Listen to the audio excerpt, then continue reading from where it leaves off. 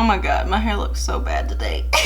Not even gonna lie, this is like 4th day hair. Hey guys, and welcome back to my channel. So today's video is going to be another dupe, dead or better, where I'm comparing similar products. So today I'm trying to find a dupe for the Mercier translucent setting powder. It's $38 at Sephora. It says it's a translucent setting powder that locks in makeup for long lasting wear without adding weight or texture. It creates modern matte finish with a touch of sheer coverage while it absorbs oil and reduces shine all day. It's a little denser than an average powder, providing super smooth even application and blending. It has no flashback. It creates a soft focus effect to subtly blur the look of fine lines and imperfections. It won't settle into fine lines or pores and never look cakey. I'm going to be talking about a few possible dupes for the Mercier powder in this video. So the most infamous dupe that people talk about is the NYC Smooth Skin Loose Face powder. This is a very, very good powder, and I feel like as far as packaging goes and like how much product you get, it's probably the most similar that I've found. In the Mercier powder, you get 29 grams or 1 ounce of product. That is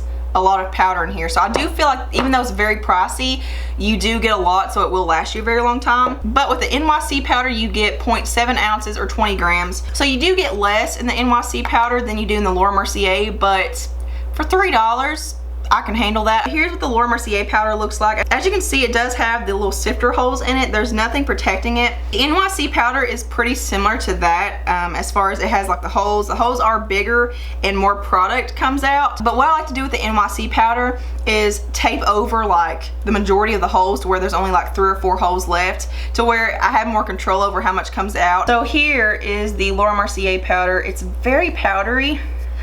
It's a powder. So there's what that one looks like, and then here is the NYC powder.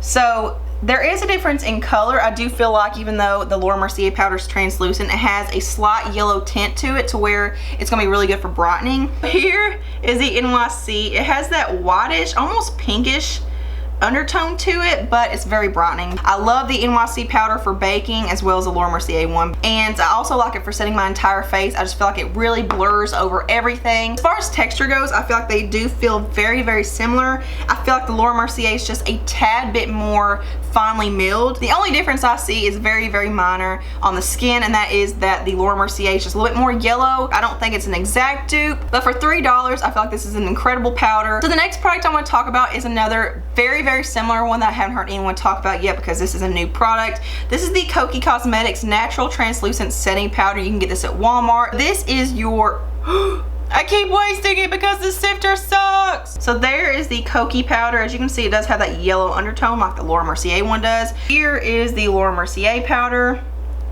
and here is the Kokie powder. So these are like the exact same color. Let me see if I can hold these up for you guys without spilling it everywhere. Here's Mercier, here's Kokie. So the only thing I can see is that the Kokie one has a slight more yellow tint to it. Very, very slight, very minor. I don't think that would actually translate onto the skin. So yeah, I do feel like the Mercier powder is a little bit more dense than the Kokie one, I guess you could say. This one is a lot softer and finely milled. Like when you rub it between your fingers, it kind of rubs away to nothing almost. But the one that I really want to test out side by side with the Mercier is this one right here, and the reason I'm choosing this one is because it's never been talked about. This one is the Avon Ideal Flawless Loose Powder in the shade Translucent. I've had this for a very long time, and up until recently I never used it. This is actually an amazing powder. It's only $8. You can buy it at avon.com. You don't have to have a representative or buy it from someone. You can just go straight to the Avon website and buy it. But this is such a good powder for baking, for setting your entire face. It doesn't give flashback. It does have, again, the very, very messy little sifter holes. Same packaging as everything else. As far as how much powder is in it, it has 0.63 ounces or 18 grams. So it has even less than the NYC and the Mercier, but like, they look identical as far as the packaging goes, so that's really, really weird. By the way, I am wiping off my hand in between swatches, so I'm not like cross-contaminating or anything. So here's the Mercier on the bottom, here's the Avon on top. They look so extremely similar, and instead of having more of a yellow undertone, it does have a slight yellow tint to it, but it's more of like a beigey undertone. And I do feel like it's very, very brightening. I feel like these perform the exact same way when baking or when setting your entire face, but when you swatch them out, they look almost identical. I do feel like the Avon powder is more dense and less finely milled, but I feel like that makes it really, really good for baking. So I'm gonna use both of these powders to bake under my eyes, and I will use the Cokie powder to bake under my contour maybe. So I'm just gonna go ahead and dab under my eyes real quick just to remove any creasing or anything. Actually, let me finish my face. I didn't put on my blush or my highlights, so I'll be right back. Okay, so I got my blush and highlight on because I like my cream highlights and blushes. So I like to bake either with a dampened sponge like this or with just a regular cosmetic sponge. I like to use the like flat square side. I feel like this really packs it on and it doesn't absorb anything if it's not wet. Let's do the Avon one on this side and the Laura Mercier one on this side. Just like stamp this on. There is the Avon side. As you can see, we're baking. I'm gonna wipe off that sponge, use the same one, and dab into the Laura Mercier one.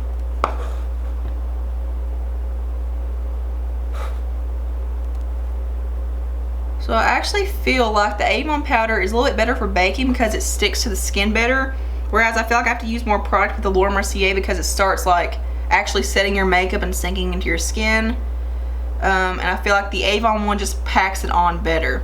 So as you can see, the color looks almost identical. The only difference I see is that the Laura Mercier has more white in it than the Avon one does. The Avon's more like a beigey yellow. So now I'm going to use the Cokie powder to set, let's set under my contour like bronzer area. So I'm going to use, let's use this sponge right here that I don't like.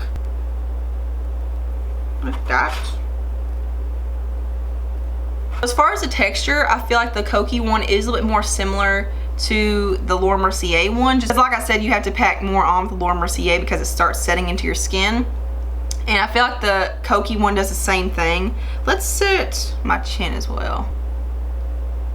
Looks like I've used the same powder all over my face. Actually, just for funsies and just to show you what it looks like on my skin, I'm gonna use the NYC powder just to set my forehead up here. So as you can see, the NYC powder is a lot more, like it looks pink compared to the other ones, but it's really not. It's like a whitish pink undertone, I guess you could say. But that makes it sound like you can't wear it because it'll turn your skin pink, but it really doesn't. But yeah, NYC, Laura Mercier, Cokie, and Avon. So we're gonna dust off the Avon side. Dust off the Cokie. The Cokie dusts off really, really fast where it's so finely milled. So I really appreciate that because sometimes powders like to stick to your skin and it's like you have to like wipe it 50 times to get the powder off from baking.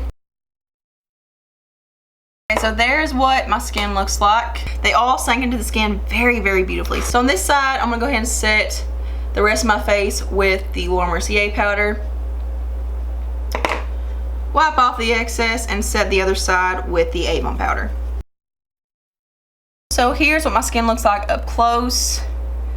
I feel like the Avon one actually concealed a little bit better because look, like right here, you can see a little bit of darkness. You can see it more so on the Laura Mercier side than the Avon side. Do we have a better product, people? It looks very, very smooth. My pores even look filled. There's that side. Here's my forehead. So as far as which one is closest to the Laura Mercier, I would say the Cokie is probably the closest. Instead of just choosing one, I'm just gonna say all of these are extremely, extremely good alternatives for the Laura Mercier powder because $40 for a powder is pretty pricey. And I just can't rationalize using the Laura Mercier powder over the other ones where they do the exact same thing and they're a whole heck of a lot cheaper. So that is it for this video. I hope you guys enjoyed it. If you have any other ideas for future Dupe Done or Better videos, please let me know in the comments below and I would be glad to do it because I get very indecisive and there are a lot of dupes out there. So thank you guys so much for watching. Thumbs up if you like this video, subscribe, follow me on all my social media, all the links are below. Make sure you click that notification bell next to the subscribe button so that you get notified of when I upload, and I hope you guys have a beautiful day. Mwah.